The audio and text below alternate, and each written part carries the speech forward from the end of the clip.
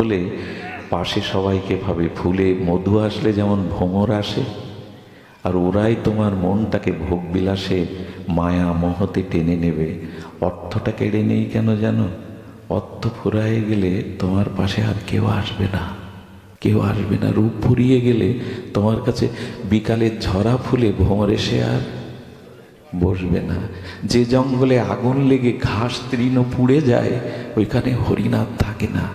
যে গাছে পাতা নেই ফল নেই ওখানে পাখি বাসা বাঁধে না। অর্থ কেড়ে নিলাম মানে আর আপন আত্মীয় স্বজন কেউ আসবে না। তখন মনে হবে ভগবান ছাড়া তো আমার কেউ নেই, ভগবান ছাড়া তো আমার কেউ নেই। এটা মেনে নিতে পারবেন তো? এই ভজনে আসলে সর্বনাশ হয়ে যাবে। এই জন্য সহসা এই পথে সবাই আসতে চায় না। আচ্ছা, ভগবান বিপরীতে আবার বলেছেন, অর্থ আমি সবার কেড়ে নেই না, আমার ভক্ত দেবার অর্থও আমি দেই। অম্বরীশকে দিল না, ধ্রুব মহারাজকে দিল না, রাজা করে দিল না, প্রহ্লাদকে দিল না। এ বাবা, প্রহ্লাদকে দিল না, দিল কি না? এই যে তোমার কথার মিল কোথায়? বলছে অর্থ কেড়ে নেয়, এবার প্রহ্লাদকে, ধ্রুবকে, অম্বরীশ মহারাজকে রাজা করে দিল। বললো যেখানে অর্থ দিলে ভক্ত, ওই ভক্ত নিজের ভোগে না লাগিয়ে আমার সেবায়, ভক্ত সেবায়, কল্যাণে লাগায়, আমি সেখানে অর্থ দিয়ে দিই, ওর দ্বারা আরো ভক্তি হয়, ওর দ্বারাই তার ভক্তি আরো। এই জন্য রামকৃষ্ণদেব বললেন, যার আছে সে মাপো, আর যার নেই সে জপো। যার অর্থবিত্ত নেই সে ভগবান ভগবান করতে থাকো, জপতে থাকো। আর যার আছে সে সৎ কাজে, মঙ্গল কাজে, ভগবত কাজে, ভগবত সেবায় মাপো, দিতে থাকো। দিলে বাড়বে, দিলে কল্যাণ হবে, রেখে দিলে শেষ হয়ে যাবে। যাকে দিলে ভক্তি বাড়ে তাকে ভগবান দেন, আর যাকে দিলে ভক্তি কমে তার কাছ থেকে, এটা একমাত্র ভগবানের করুণা, ভগবানের কৃপা। আচ্ছা, বাজারের মোড়ের মাথায় যে দোকান আছে ওখানে 5 টাকা দিয়ে ব্লেড চাইলে দোকানদার দেবে, বাচ্চাকে দেবে। এটা ব্লেড দিন তো, বাচ্চাকে দিয়ে দেবে। মার কাছে ধারালো ব্লেড চাইলে শিশু দেবে? দোকানদার ওর পরিণতির চিন্তা করছে না, কিন্তু মা করে। গোবিন্দ দেখে এর কাছে যশ খ্যাতি সম্পদ দিলে আমাকে ভুলে যাবে, এই জন্য কেড়ে নেয়। আপনি যা চাইছেন ভগবানের কাছে সব দেবে না, যাতে মঙ্গল হয় তাই দেবে। এই জন্য এই উপাসনায় সকলে আসতে চায় না। আরে কাঁদবো নাকি? ভিখারি হব নাকি? কাঙাল হব নাকি? গাওয়ার সময় বলি আমি কাঙাল, হ্যাঁ আমি কাঙাল, গাওয়ার সময় বলি, অথচ কাঙাল হলে তখন সহ্য করতে। গাইছেন কি সুধীজন?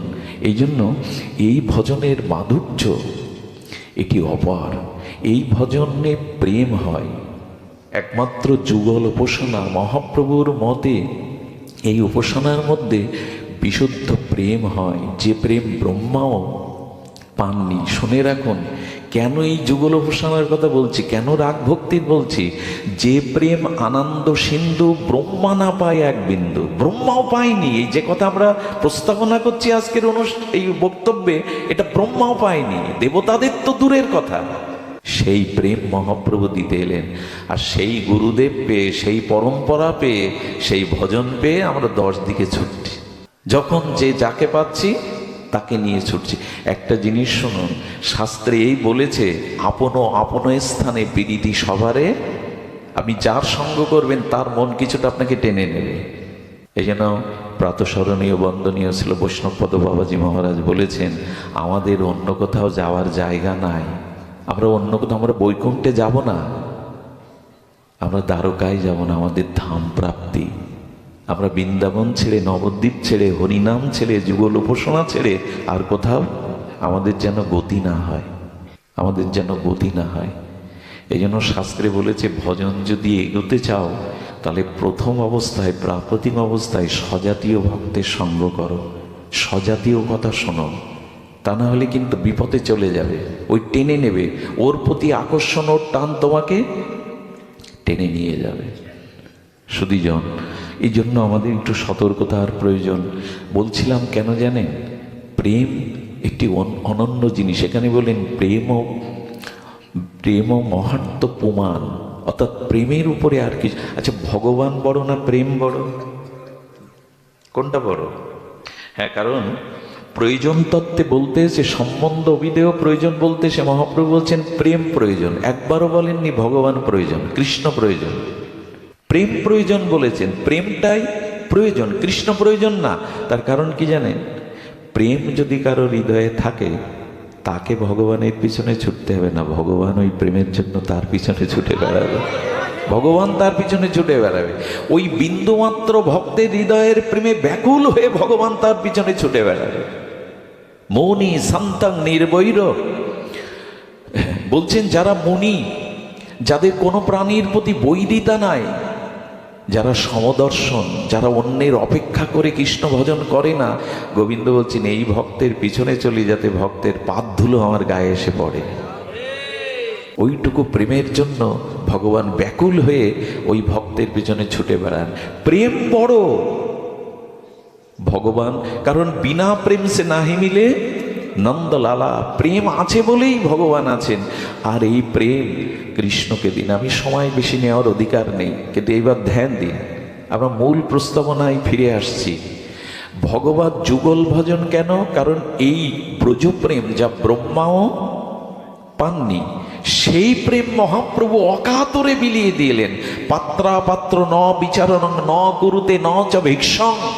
মহাপ্রভু বলেন এবার পাত্র অপাত্র দেখবো না, আমি কাকে দেওয়া উচিত কাকে দেওয়া উচিত না এটাও দেখবো না, সবাইকে দিয়ে দেবো। বন্যা এলে কি আর খানার জল ড্রেনের জল আলাদা থাকে? বন্যার জল সব একাকার করে ছুটিয়ে নিয়ে যায়। আমি তাই দিতে এসছি, এটা তোমাদের প্রাপ্য। যে রস গুপ্ত সিন্ধু ব্রহ্মা না পায় এক বিন্দু, সেই প্রেম দিতে এলেন মহাপ্রভু। আমার ঘরের নিমায়, আমার ঘরের নিতাইকে ছেড়ে আমরা যাচ্ছি কোথায়? এমন ভাগ্য 4000 বছরে জীবের হবে না। কয় হাজার বছর বললাম? 4000 বছর লাগবে আবার মহাপ্রভুকে আসতে, এর বাইরে আসবেন না। সেই ভাগ্য পেয়েছিলাম আমরা এই যুগে, মহাপ্রভু নিতাইয়ের যুগের মানুষ আমরা। এবার ভগবান আমাদের বাংলায় এলেন, আমাদের সচিমায়ের কোলে এলেন, বাংলায় কথা বললেন। ঘুম ভাঙলো পাশ্চাত্য আমেরিকাদের, পাশ্চাত্যর আমার ঘরের ছেলে ঘুর ভাঙলো ওদের। আমরা কি করলাম? শ্রীমান মহাপ্রভুকে যদি না চিনি না বাঙালি হয়ে, এটা বড় অভিশাপ, এটা বড় অভিশাপ আমাদের। আর পাবো না, 4000 বছর লাগবে আবার। তারপরেও মহাপ্রভু যখন আসবে 4000 ব্রহ্মার একদিনে, তখন আমি মানুষ হওয়ার ভাগ্য পাবো তো? তখন যদি শিয়াল কুকুর হয়ে জন্মায়, এই প্রেম তো পাবো না, এই হরিনাম তো পাবো না, এই যুগল প্রসঙ্গ তো পাবো না। একবার ভেবে দেখতে হয়, তখন যদি আমেরিকায় জন্মায়, পাবো না। এটা পেয়েছেন, এটা অবহেলা করবেন না। এই সুযোগ আসবে না, 4000 বছরের মধ্যেও আসবে না। নিতাই চৈতন্যের যুগে মহাপ্রভু এমনও বলে গেছেন, মহাপ্রভুর কথাগুলিকে আমরা শুনি কই? ভাগবতে আমরা মহাপ্রভুর কথা কতটুকু আনি? শ্রীকৃষ্ণ চৈতন্য ছাড়া বাঙালির অস্তিত্ব টিকতে পারে না। মহাপ্রভুকে নিতাইকে বাদ দিয়ে দিন, বাঙালির কোনো এই হরিনাম কোথায় ছিল? এই বৃন্দাবন কে চেনালো? পুরীর রথযাত্রা জাতীয় উৎসব কে আনলো? নবদ্বীপ ধাম কে পরিচিত করলো? তুলসীকে, মহাপ্রসাদকে, হরিনামকে, সারা বিশ্বব্যাপী যে কৃষ্ণ নাম প্রচার, এটা কে করলেন? একবারও ভেবেছেন তার অবদান? অথচ তার বিগ্রহ পূজা নেই, তার আরাধনা নেই, তার কথা নেই। এই ভাগবতটাও আমরা জানতাম না। এই যে আজকে ভাগবত শুনতে এসছেন, এটা মহাপ্রভুর দান। দুই ভাই হৃদয়ের খালি অন্ধকার, দুই ভাগবত সঙ্গে করান সাক্ষাৎকার। এক ভাগবত বড় ভক্তি রসশাস্ত্র, আর ভাগবত বড় ভক্তি রসপাত্র। মহাপ্রভু এই দুইয়ের সাথে সাক্ষাৎ। এই ভোজন, এই প্রসাদ ভোজনে এই হরিনাম, এই ভাগবত পাঠ ছিল না, এটা মহাপ্রভুই দিলেন। 600 বছর আগে যুগল উপাসনা ছিল না, রাধারানী কৃষ্ণের বামে ছিল না, এ সবই মহাপ্রভুর দান। অথচ তার কথায় ভাগবতে বলি না। যত সব কথা এনে ভিড় করি মহাপ্রভুর কথা।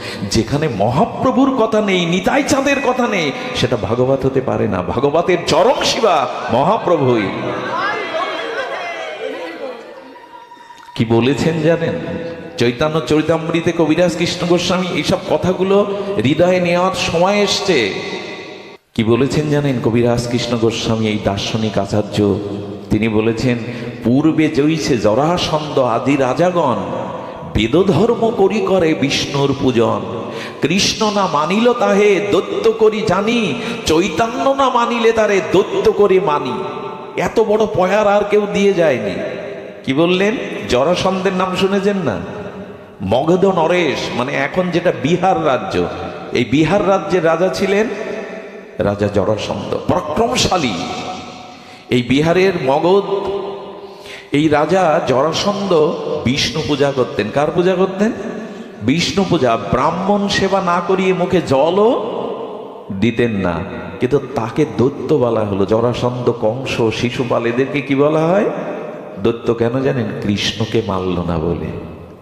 তেমনি এই যুগে চৈতন্যকে যেন মানবে না, বলা হয়েছে তাকে দৈত্য করি মানি। মহাপ্রভু ছাড়া এটা এই ভাগবত কে শেখালো, কে জানালো আমাদের? অথচ তার কথা নেই। দেখুন, কৃষ্ণ কথায় কথা আর সব বৃথা ব্যথা। কৃষ্ণ কথায় কথা আর সব, যেখানে ভগবানের কথা হলো না। একটা লক্ষ্য করে জানি, ফুলের মালা গাঁথার গেনে এখানে একটা এক্সট্রা ফুল দিয়ে শোভা বাড়ানো হয়েছে কেন? লক্ষ্য করেছেন? ফুলের মালার এখানে একটা বড় ফুল দিয়ে গাঁথা হয়, এটাই মালার শোভা। অনেক কথা হলো, অথচ মহাপ্রভুর কথা, নিতাই চাঁদের কথা, যুগলের কথা হলো না। জানবেন মালা গাঁথা হয়নি, মালা পরিপূর্ণ হয়নি, মালা পরিপূর্ণ হয়নি। কৃষ্ণ কথায় ব্যথা দূর করতে পারে, অন্য কথা ব্যথা দূর করতে পারে না। সুধীবৃন্দ, আমি সময় নেব না, বলছিলাম প্রেম চাইতে গেলে ব্রজ প্রেম, এই নির্মল নিষ্কিঞ্চন কেবলা অহেতুকী, এই প্রেম প্রয়োজন। প্রেমটাই প্রয়োজন, ভগবান না। প্রেম প্রয়োজন, কারণ প্রেমের উপাসনায় প্রেম ডেকে আনবে যুগলকে, ভগবানকে। ছোট্ট একটু দৃষ্টান্ত দিয়ে বলি, একটু ধ্যান দিন। এইবার মূল প্রস্তাবনা বলেই আমরা বিশ্রাম করব। সেটি হলো, জগতে প্রেম নাই। অন্যকে ভালোবাসলে প্রেম পাবেন না, একরকম অভিশাপ পাবেন। এই জন্য যুগল উপাসনা কেন বলছি, যে কৃষ্ণ বিনা সুখ দিতে নাহি অন্য জন, থাকিলেও বিদ্যাকোটি উচ্চকুলে জনম। হবে না, তিনি ছাড়া প্রেম পাওয়া যাবে না। সুধীজন, মুরলীধারী, শ্যামসুন্দর, মদনমোহন, লাদিনী, অধীশ্বরী, প্রেমময়ী শ্রীমতী রাধারানীর এই যে যুগল উপাসনা, এই যুগল উপাসনার মধ্যে প্রেম আছে। এই প্রেমে মনটাকে বসানো দরকার। তার কারণ একটি, কারণ জগতে প্রেম নেই। যে রূপের আকর্ষণে, যে মোহের আকর্ষণে আমরা ছুটে বেড়াচ্ছি, এ জগতে প্রেম নাই। শুনে রাখুন, মৈত্রী দেবীকে, খুব মূল্যবান একটু বিষয়, মৈত্রী দেবীকে মহর্ষি যাজ্ঞবল্ক্য বৃহদারণ্যক উপনিষদে বলছেন। কথাটা যদি হজম করতে পারি আমরা তো ভালো, কিছুটা পাবো আমরা। আর যদি মেনে না নিতে পারি, কিছু পাবো না। যাজ্ঞবল্ক্য মহর্ষি, ব্রহ্মজ্ঞ, বেদজ্ঞ ঋষি মৈত্রী দেবীকে বলছেন, শোনো দেবী, স্বামী স্ত্রীকে ভালোবাসে স্ত্রীর সুখের জন্য না, স্বামীর নিজের সুখের জন্য। খুব ধ্যান দিতে হবে কথাগুলো। স্ত্রী স্বামীকে ভালোবাসে স্বামীর সুখের জন্য না, নিজের সুখের জন্য। পুত্র পিতাকে ভালোবাসে পুত্রের সুখের জন্য, পিতার সুখের জন্য না, নিজ সুখের জন্য। পিতা পুত্রকে ভালোবাসে পুত্রের সর্বাংশ সুখের জন্য না, সূক্ষ্মভাবে নিজের সুখটা পাই বলে। ভাই ভাইকে ভালোবাসে ভাইয়ের সুখের জন্য না, নিজে সুখ পায় তাই ভালোবাসে।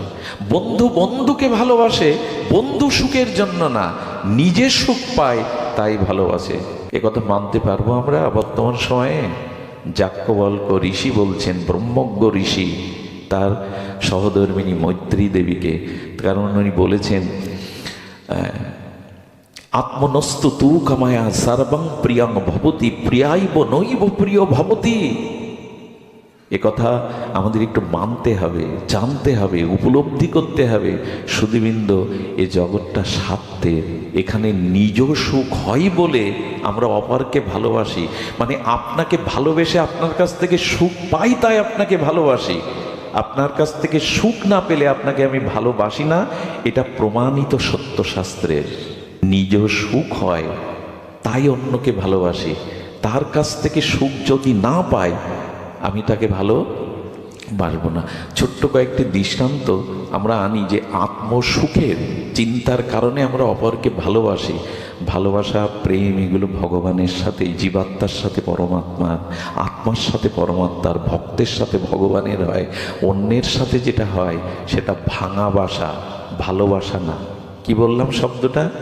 এটা রবীন্দ্রনাথের শব্দ, কবিগুরুর শব্দ। এই জগতে আজ পর্যন্ত পিতামাতা, স্বামী স্ত্রী, বন্ধু ভাই, কারো ভালোবাসা ভেঙে গেছে না এখনো আছে চিরদিন? মানে মরতে তো হয়, যে আগে মরুক, একজনকে তো ছাড়াছাড়ি করতে হয়, মৃত্যু আসে।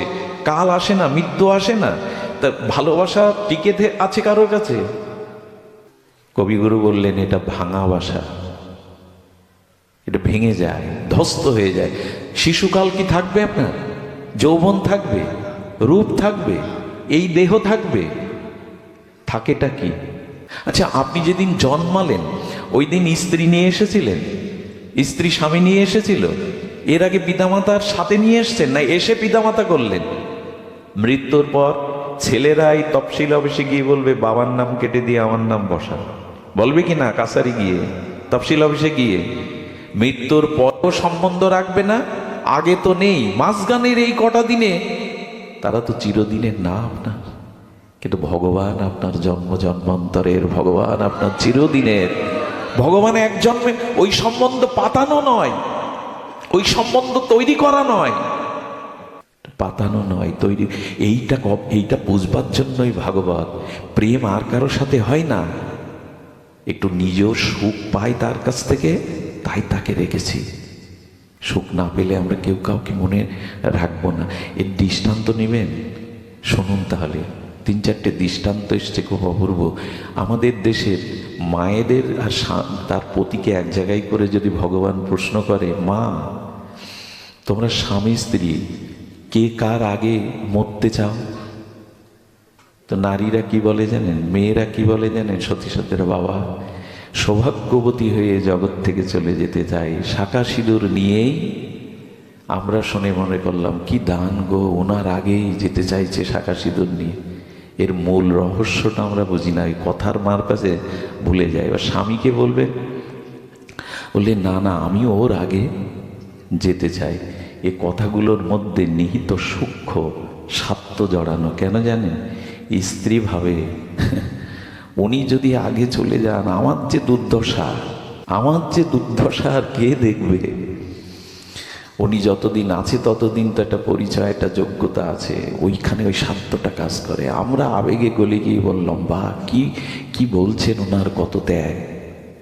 আর স্বামী বলে কেন জানেন? কারো যেন বৃদ্ধ বয়সে স্ত্রী হারা না হতে হয়। কি যে দুর্দশা!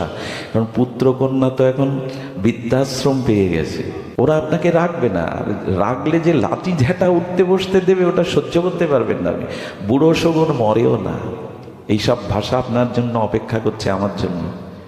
কাল কি একে দেখে না? অনেক স্ত্রী বলতে বলতে বলেও বসে, জম একে দেখে না, এত লোককে দেখে, একে দেখে না। আমি নিজে কানে শুনেছি। এই জন্য চলে গেলে দূর অবস্থার জন্য বলে আগে যেতে চাই। আগে যে কেন যেতে চাই এ আমরা বুঝি না। এই সূক্ষ্মতা, সূক্ষ্ম বিচার ভাগবতে ছাড়া পাওয়া যাবে না।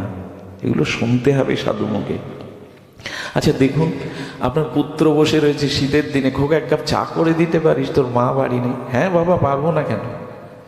বাবা চা না। বেশ, তুই তো অন্ধমণির পুত্র, সিন্ধুর মতো, শ্রবণ কুমারের মতো, খুব ভালো। আরে তুই শ্রবণ কুমারের, ওই যে অন্ধমণির পুত্র ছিল না বাঁকে করে, তো তুই তো শ্রবণ কুমারের মতো। এরপরে বাবা বাজারটা করে আনতো। আমি আর আজকে বাজারে যাব না। না বাবা, আমার খেলা আছে, যেতে পারবো। আরে যা বলছি না, একটু আগে শ্রবণ কুমার, বাহ আমার কি লক্ষ্মী ছেলে, 10 মিনিট ধরে বলছেন বাজার করতে, যেয়ে গেলে রাক্ষস জন্মালো কোথা থেকে? হ্যাঁ, 10 মিনিটেই ওই আপনার স্বার্থ, বাজার করার স্বার্থ পূর্ণ হলো। তো একটু আগে শ্রবণ কুমার, একটু পরে এ রাক্ষস কোথা থেকে এলো আমার বংশে? এগুলোই একটু উপলব্ধির বিষয়, উপলব্ধির বিষয়। হ্যাঁ, নিজের বিবাহের পরে সুন্দরী স্ত্রীর কথায় মাকে পাগলি বলি। রাত্রে বউ ইনিয়ে বিনিয়ে বলে, তোমার সংসারে সব ছেড়ে এসেছি, তোমার মা আমাকে এই বলেছে তা বলে, বলো বুড়ো হয়ে গেছে, পাগলি হয়ে গেছে, পাগলির কথা মাথায় নিতে নেয়, মাকে পাগলিও বানায়। এ কামনাগ্রস্ত পুরুষ স্ত্রীর কাছে ধরা দিতে গিয়ে মাকে পাগলিও, আরে বুড়োর কথা বাদ দাও, মাথা খারাপ হয়ে গেছে। একটা জিনিস বুঝতে হবে, এখানে ভালোবাসাটা না, এখানে ভালোবাসাটা আমরা যেটা বুঝতে চেষ্টা করি না। হ্যাঁ, প্যারালাইসিস হয়ে বারান্দায় মলমূত্র ত্যাগ করে 2 মাস পড়ে থাকুন, বুঝবেন সংসারের ভালোবাসার ঠেলা যেন কারো না হয়, এটি বুঝবেন ঠেলা। কে জগতে কত ভালোবাসে তখন বোঝা যাবে। পিতামাতারও একটা সূক্ষ্ম বাসনা থাকে, এই ছেলেটা বড় হবে, আমাকে নিশ্চয়ই বৃদ্ধাশ্রমে, এই স্বার্থও তাদের মধ্যে থাকে। না দিতে পারলে তেজ্যপুত্রও করে দেয়। ভালোবাসার সাথে যখন বনাবনি হয় না, তখন কিছু মনে করবেন না। রাজমিস্ত্রির কাজ করে মালয়েশিয়ায়, ছোট একটা 2 বছরের বাচ্চা রেখে গেছে, টাকা পাঠায় আর স্ত্রীকে বলে খোকাটাকে ভালো দুধ কিনে খেতে দিও, ওকে মানুষ করো। এই স্ত্রী কি করে জানেন? ওই স্বামীর মাথার ঘাম ফেলানো টাকাগুলো নিয়ে আর এক পুরুষের হাত ধরে এই বাচ্চাটাকে কেটে বস্তায় পুরে, খুব মিথ্যা সংবাদ বলছে আপনাদের, ফেলে দিয়ে যায়। এই জগৎ পিতা মাতাকেও এখন বিষ খাইয়ে মারে সন্তান সম্পত্তির লোভে। এই জগৎটা যদি বুঝতেন, বুঝতে গেলে করোনার ফিরে যাওয়া দরকার, করোনাতে ফিরে যাওয়া দরকার। করোনাটা অনেক সময় করুণা নিয়ে আসছিল জগতে। বাবার মুখে আগুন দেওয়ার জন্য পুত্র রাজি নয়, পাড়া প্রতিবেশী মরে গেলে পচে যাক, কিন্তু ওই লাশ শ্মশানে নেওয়ার খুব তাড়াতাড়ি ভুলে গেলে হবে জগতের প্রেম। আমার আমার করে এইভাবে উন্মাদ হয়ে ছুটছে আমরা, খুব ভুলে গেলে হবে ভগবানের সাথেই আমাদের সম্বন্ধ চিরন্তন। তবে এরা যারা আছে পিতা মাতা, এদের প্রতি 16 আনা কর্তব্য করবেন। এদের কাছে আপনি ঋণী, এটা ঋণ শোধ করার জন্যই এদের এখানে জন্মেছেন, কর্তব্য করার জন্য। কিন্তু এরাই আমার সব, এ ভাবলে শেষ। তাহলে গোবিন্দ বলতো না মামেকাং শরণং, একমাত্র সর্বধর্মান পরিত্যাজ্য, এটা ভগবান বলছেন, সব ত্যাগ করে আমার শরণ নাও। ভগবানের বাণী, এতে অন্য কিছু ভাবার অবকাশ নাই। সব ত্যাগ করে আমার শরণাপন্ন হও। আচ্ছা, দোকানদারদেরও প্রেম দেখবেন, লাইট টাইট সাজিয়ে পা মোছা দিয়ে রাখে, বাইরে পা মোছা দিয়ে রাখে না। আসুন আসুন, কি মিষ্টি ব্যবহার। এই দেখুন জগতের প্রেমটা কেমন দেখ, আসুন আসুন, যেন জামাই আদর। যে সিটের দোকানে ঢুকলেন, বসুন, আপনার কি সেবা করতে পারি বাবা, যেন জামাই আদর। কি সেবা করতে পারি? সিটের দোকানে ঢুকে বলছেন এখানে চপ্পলের দোকানটা কই? দোকানদার বলছেন আপনি চোখে দেখেন না, এটা সিটের দোকান। একটু আগে জামাই আদর, যখন শুনছে এটা সিটের দোকান, ও খুঁজছে চম্বল, তখন বলছে আপনি চোখে দেখেন না। আরে যান ওইদিকে, এদিকে দেখেন আজকাল মানুষ কোথায় ঢুকে পড়ে। আচ্ছা, এই তো আপনার ওই যে মনে করেছিল সিট নিতে আসছে, যেই স্বার্থপূর্ণ হলো। হ্যাঁ, আবার যদি প্রেম বাড়াতে চান, দেখুন জগতের কি খেলা, তাহলে বলতে হবে ও আমি তো ভুলে গেছি আমার 5 মিটার কাপড় প্রয়োজন ছিল, বলি আসুন আসুন আসুন, তাহলে তো আসুন বসুন, এই আবার ফিরে গেছে। কি চালাকি জগতের সম্পর্ক।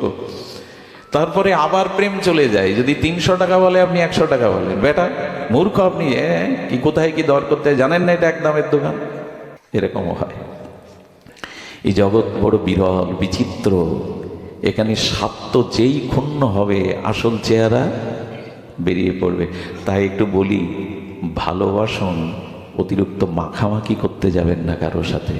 ভালোবাসুন কর্তব্যের খাতিরে, কিন্তু অতি মাখামাখি। হ্যাঁ, আমার একটা স্বভাব হচ্ছে, ছোটবেলা থেকে আমি কোথাও যাই, গিয়ে কিছু মানুষের সাথে কিছুদিন খুব মিশি, আবার কেটে পড়ি। এই জন্য এখান থেকে বেরোতে পরে কষ্ট হবে, ভুল বুঝুক। এই জন্য ঠাকুর রামকৃষ্ণ বললেন, কিছু পিপলিকা আছে চালাক, আবার তাদের বুদ্ধি কম পিপলিকাগুলো চিটে গুড় খেতে যায়, গিয়ে এমন খাওয়া খায়, ওর থেকে আর কিছু পিঁপড়ে বেঁচে আসে কেন জানেন? ওদের হুলটা ওপরের দিকে দিয়ে রাখে, একেবারে খেতে আসেনি, মরতে আসেনি, কিছুটা খেয়ে আবার। যেন সংসারে ভালোবাসাবাসি মাখামাখি এত করা, এ না হলে ওর মুখ না দেখলে আমার চলবে না। এই আসক্তিটা ভগবানের প্রতি দিতে হবে। এই জন্য আপনাদের সর্বশেষে বলে যায়, এই বড় আচ্ছা একটা প্রস্তাবনা মনে পড়ল, ভগবান কি আমার সাথে হিংসা করছেন?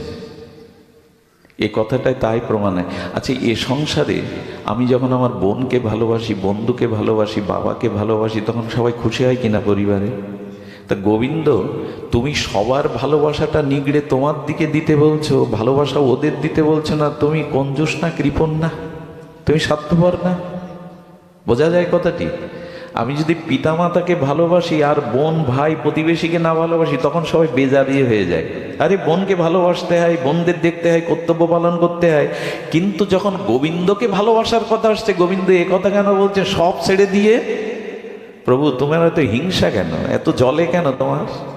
সংসারের ভালোবাসলে সবাইকে ভালোবাসার কথা সবাই বলে, হ্যাঁ, পিতা মাতা ভগ্নী আত্মীয় কুটুম্ব। তোমার ভালোবাসায় গেলে বলো কেন সব ছেড়ে দিয়ে আমাকে ভালোবাসো? এর উত্তর কি? ভগবানের উত্তর দিয়েছেন, খুব মার্মিক উত্তর। ভগবান বলছে, দেখো, সংসারে যখন তুমি পিতামাতা বন্ধু সজ্জন কুটুম্বকে ভালোবাসো, তখন তারা এই ভালোবাসা বাড়াতে বলে, এই ভালোবাসায় খুশি হয়। কিন্তু একটা জিনিস লক্ষ্য করেছ, ওদের ভালোবাসতে বাসতে যখন ওদের ভালোবাসাটাকে কমিয়ে আমাকে কেউ ভালোবাসতে শুরু করে, মালা তিলক নিতে শুরু করে, প্রসাদ দিতে শুরু করে, কাজ কমিয়ে দিয়ে ভাগবতে যেতে শুরু করে, নবদ্বীপে যেতে শুরু করে, তখন সবাই তোমার বিরোধ করে কেন? আমাদের সনাতন ধর্মে দেখি এরকম বলে, আরে এত ভক্তি ভালো না, অতি ভক্তি চোরের লক্ষণ। আরে একটু ডাকতে হয়, ডাকবি। রাত দিন ভাগবতে যাস, রাত দিন এই করিস তা করিস, হ্যাঁ, লেখাপড়া শেখ, চাকরি বাকরি কর। তারই আমাদের মানে বৃদ্ধ বয়সেই ধর্মের একটা প্রচলন আমাদের সমাজের মানুষ বুঝে ফেলেছে, যে বৃদ্ধ বয়সেই ধর্মকর্ম করতে। আমাদের এক আচার্য বলেছিলেন, কিছু মাঝে মাঝে হালকা কথা আসে, ক্ষমা করবেন। এক বৃদ্ধের দাঁত নেই, 80 বছরের বৃদ্ধ। তো ওই লোকের আত্মীয় স্বজনের কষ্ট পেয়ে ডাকছে, দয়া করো প্রভু, গালে দাঁত না থাকলে দয়াটা দলা করো হয়ে যাচ্ছে। তো ভগবান বলছেন, আমার কাছে যে যা চাই আমি তো তাকে তাই পূরণ করি, তো দলাই হও। দয়া যখন হবে, কথা বলার শক্তি ছিল, তখন তুমি দয়া চাওনি, দলা করো। দলাই তো হতে হয়, সময় গেলে মুখস্থ তো আমাদের, কিন্তু কাজে লাগাই তো। এখন ভোগ সুখ করে নিয়ে, আয় করে নিয়ে, অমুক করে নিয়ে, যেই একটু আশ্চর্য হতে হয়। খেলা শিখলে, গান শিখলে বাহবা দেয় যে এই ছেলের অনেক উন্নতি হয়েছে। যেই বৃন্দাবনে যেতে শুরু করে, যেই বৈষ্ণব হতে শুরু করে, যেই প্রসাদ পেতে শুরু করে, বাবা মার মুখে শুনেছি ওর 12টা। এই সমাজের কি উন্নতি চান? এই ধর্মের কি কল্যাণ চান? এখানে ভগবত পথে আসা, প্রসাদ ভোজি হওয়া মানে ওর 12 বেজে গেছে। আমরাই বলি, সুধীজন, এই মত বদলান।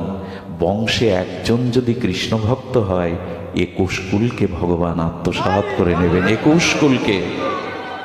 আর বংশে যদি একজন অসৎ চরিত্রবান কৃষ্ণ বিমুখের জন্ম হয়, 21 কুল নরক থেকে, স্বর্গ থেকে বা উচ্চলোক থেকে নরকে ডোবাবে সে। 21 কুল নরকে ডোবাবে। বংশে ডাক্তার, মাস্টার, ইঞ্জিনিয়ার করুন, একজনকে অন্তত সাধু করুন, একজনকে অন্তত ভক্ত করে তুলুন, পুরো বংশকেই। এখনো লজ্জা পেতে হয়। আমরা পরিবারে কেউ মারা গেলে পাড়া থেকে বৈষ্ণব ডাকতে হয় গীতা পাঠের জন্য। কেন? আপনার ছেলে মেয়ে বিয়ে পাশ করেছে, গীতা শোনাতে পারবে না মৃত্যুর সময়? ওদেরকে শেখান, ওদেরকে জানান। সুধীবৃন্দ, এই জন্য এই জগতের যে ভালোবাসা, এই জগতের যে মোহ, এই ভালোবাসার মধ্যে মোহ আছে, সসুখ বাসনা আছে। হ্যাঁ, ঘরে আগুন লেগে গেলে স্ত্রী বলছে, তুমি তো অগ্নি সাক্ষী করে এনেছিলে, তুমি তো বলেছিলে চিরজীবনের সাথে আমাকে বাঁচাও। স্বামী দেখে এই জ্বলন্ত অগ্নিতে ঝাঁপ দিয়ে বাঁচাতে গেলে আমি পুড়ে মরব, হাত ধরে পিছিয়ে আসে। ও মরে গেলে কি করে জানেন? চিতায় নোনা জল ফেলে চোখ দিয়ে। কত ভালোবাসা ছিল, কত ভালো ছিল। এই বলতে বলতে কি করে জানেন? ওই চিতার জ্বলন্ত দেখে চোখে জল পড়ে, আর ভেতরে ভালোবাসাটা নোনা জল হয়ে বলে, আর কাউকে ভালো, এ জন্মে আর কাউকে ভালোবাসবো না। 6 মাস যেতে পারে না, গান উল্টে যায়, সুর উল্টে যায়, একাকী আর বাঁচা যায়, আর একজনকে ঠকানো। দিল্লিতে একবার একটা ঘটনা ঘটেছিল। একজন স্ত্রী, এপ্রিল ফুল আছে না, 1 এপ্রিল, এপ্রিল ফুলে তো একটু কিছু কি বলে ওরে জানি না তো, অনেক স্ত্রী করেছে কি একটা চিঠি লিখেছে তার স্বামীর নাম না পরপুরুষের নামে, চিঠি লিখে ওনার ওই বালিশের কাছে রেখে দিয়েছে যাতে স্বামীর চোখ পড়ে। কি লিখেছে জানেন? এখানে আমি বন্দী হয়ে আছি, সুযোগ পেলেই সব ছেড়ে তোমার কাছেই চলে আসবো, তুমি তোমার হৃদয়ের দেবতা, এইসব লিখে বালিশের কাছে। স্বামী অফিস থেকে এসেই সেই চিঠি। আচ্ছা কি অবস্থা হয় বলুন? যেই চিঠি পেয়েছে স্ত্রী বলতে গেছে যে এক কাপ চা আনবো, বলে চা তোমাকে আমি দেখাচ্ছি, আমি আগেই জানতাম, আমার ডাউট ছিল আসলে তোমার চরিত্র, আমি অনেক আগে থেকেই জানতাম তোমার চরিত্র ভালো না। এই কাপটা ভেঙে চুরে সব কিছু যখন ভেঙে চুরে দিচ্ছে, মা এসে বলছে খোকা এত রাখছিস কেন, কি হয়েছে? বলে এই দেখো মা, আগে থেকেই জানতাম একে নিয়ে ঘর করা, হ্যাঁ এ আসলে এর চরিত্র ভালো না। মা এসে বলছে খোকা আজকে এপ্রিল কি যেন, এপ্রিল ফুল। বৌমার সাথে ওই শাশুড়ির খুব বনিবনা ছিল, বললো খোকাকে আজ একটু বোকা বানাবো তুমি আমি মিলে। আরে আমি কে তো বৌমাকে দিয়ে ওটা লিখিয়ে রেখেছি, তুই পাগল? এই জন্য বলি, আমি তো মনে করি এ তো ভালোই, আমাকে এত ভালোবাসে এই বদলে গেল, এই হলো জগতের। আমিও জানতাম ও কি আর অন্য কারো হতে পারে? সুধীজন, এই জন্য বলবো ভালোবাসাটা অন্যখানে না দিয়ে ভগবানকেই দিন, না হলে অভিশাপ নেমে আসবে। সুধীবৃন্দ, এই ভালোবাসা যেন আমরা ভগবানকে দিতে পারি। ছোট্ট একটা দৃষ্টান্ত দিয়ে আজকের মনে আছে শ্রীধরের কথা, মহাপ্রভুর পরিকর। শ্রীধর খোলা ব্যস্ত, কি ব্যস্ত? নবদ্বীপের গঙ্গা তীরে তখন তো পণ্ডিতরা শ্রাদ্ধাদি পড়াতো, দশবিধ কর্মের জন্য খোলা ব্যস্ত। আর কি ব্যস্ত? থোড় মোচা। মহাপ্রভু মাঝে মাঝে এসে থোড় দর করতো, ঝগড়া বাঁধাতো, এই চারানা চাইছো কেন, এই তুমি বেশি চাইছো কেন, হ্যাঁ বুড়ো তুমি বেশি চাও। ঝগড়া করে নিয়ে গিয়ে পয়সাও দিত না মহাপ্রভু, মাঝে মাঝে চারানা হলে দুয়ানা দিত। একদিন কল্পতরু ভগবান শ্রীকৃষ্ণ চৈতন্য ভগবৎ স্বরূপে প্রকাশ হয়ে বিষ্ণুকর্তায় ডাকছেন, সবার পিছনে দাঁড়িয়ে শ্রীধর শ্রীধর এদিকে এসো, আমি তোমার বাড়ি গিয়ে দেখেছিলাম খড় নেই তোমার চালে, রোদ বৃষ্টি পড়ে, তুমি থোড় খোলা বিক্রি করে সংসার চালাতে পারো না, আজ আমি তোমাকে অষ্টসিদ্ধি দিয়ে দেব, ইন্দ্রের থেকে ঐশ্বর্য দিয়ে দেব, একবার চাও আমার কাছে। মহাপ্রভুর চরণে কেঁদে কেঁদে বললেন শ্রীধর প্রভু তোমার চরণে অন্য কিছু চাই না, জন্মে জন্মে আমাকে কাঙাল করো, ভিখারি করো, আর এই থোড় মোছা যা বেশি, জন্মে জন্মে ব্রাহ্মণ হয়ে তুমি এমনি করে আমার কাছ থেকে কেড়ে কেড়ে খেয়েও, আমি আর কিছু চাই না। শ্রীধর শ্রীধর তোমার প্রয়োজন, তোমার সঙ্গে এই দেখুন আমাদের ভক্তির স্তরটা, আমাদের প্রেমের স্তরটা এই কেমন গৌরগত, কেমন নিষ্ঠা হতে হয় আরাধ্য চরণে। বললেন আজ তুমি কিছু নাও।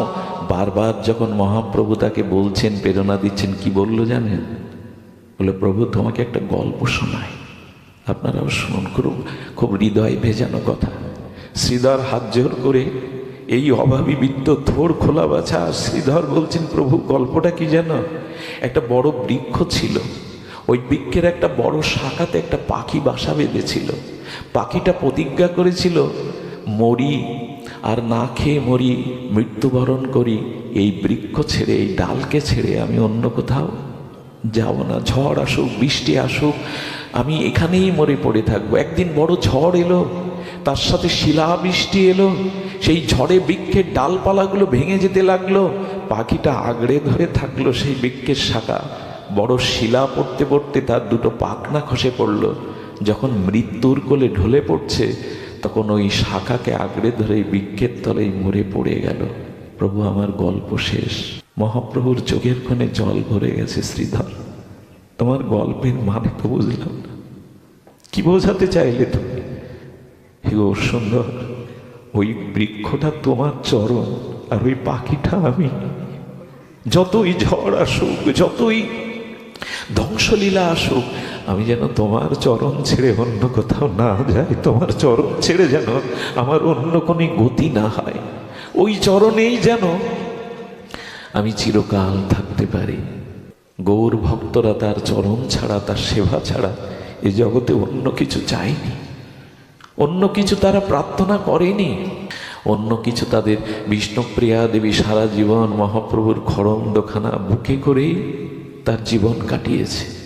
সারা জীবন সারা কেমন ছিল বিষ্ণুপ্রিয়া দেবীর সেই কিচ্ছ সাধনা।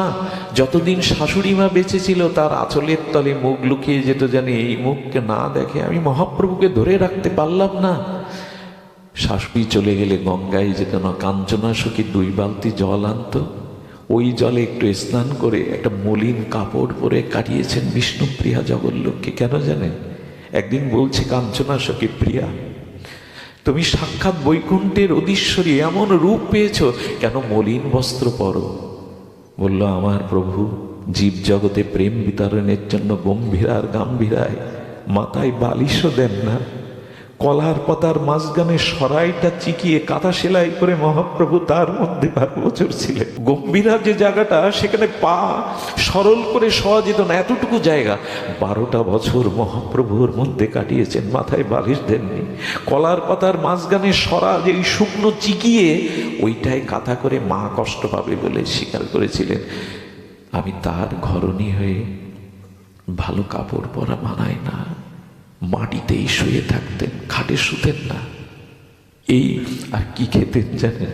মহাপ্রভু খরম রেখে বলে গিয়েছিলেন, প্রিয়া যদি কারো বাবা মারা যায় তাহলে মা ভিক্ষা করে দাসীগিরি করে ও সন্তানকে মানুষ করতে পারে, কিন্তু মা মারা গেলে শিশু সন্তান রেখে বাবা প্রায়শ মানুষ করতে পারে না। আমি জগতের পিতা হয়ে এসছি, কিন্তু তুমি বৈষ্ণবের মা হয়ে এসছো। তোমার ত্যাগ বৈরাগ্য না থাকলে গৌড়ী ও বৈষ্ণব সমাজ বাঁচবে না। তুমি পথ দেখাও, ত্যাগ তিতিক্ষা দিয়ে পথ দেখাও। এই জন্য বিষ্ণুপ্রিয়া দেবী সারা জীবন কি কি খেতেন জানেন? 2টো মাটির পাত্র রেখে দিতেন সকালে, আর কিছু তন্ডুল চাউল রাখতেন। একটা চাল হাতে নিতেন আর হরে কৃষ্ণ মহামন্ত্র প্রসাদী করে খালি পাত্রে রাখতেন। বেলা 11টার সময় কটা চাল হতো না, ওই চালগুলো ফুটিয়ে মহাপ্রভুকে ভোগ লাগিয়ে নিজে পেতেন, সখীদের দিতেন। এই তার জীবন, শুধুমাত্র আমাদের জন্য। বিষ্ণুপ্রিয়া ঘরে কেঁদেছেন আর মহাপ্রভু জীবের দ্বারে দ্বারে গম্ভীরায় কেঁদেছেন। এই দুজন কাঁদলেন কেন জানেন? নিজে না কাঁদলে অন্যকে কাঁদানো যায় না। আমাদেরকে কৃষ্ণ বলে কৃষ্ণ প্রেম দেওয়ার জন্য তাদের এই আত্মত্যাগ, এটা আমরা মনে রাখবো না।